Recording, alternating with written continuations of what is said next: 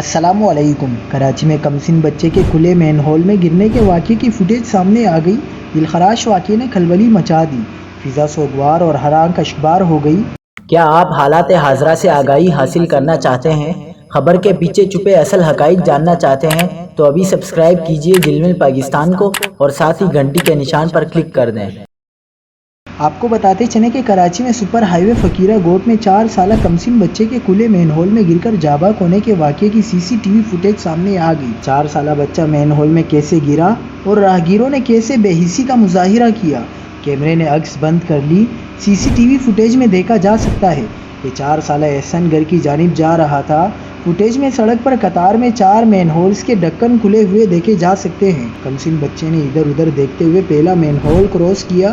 چاروں مین ہول کی اطراف بڑے پتھر رکھے ہوئے تھے۔ دوسرے مین ہول کے پاس پہنچتے ہی بچہ سیدھا کھلے مین ہول میں جا گرا۔ جس وقت بچہ گرا، سڑک سے کئی لوگ گزر رہے تھے۔ واضح رہے کہ متوفی کمسن بچہ اتوار کی شام لاپتہ ہوا تھا۔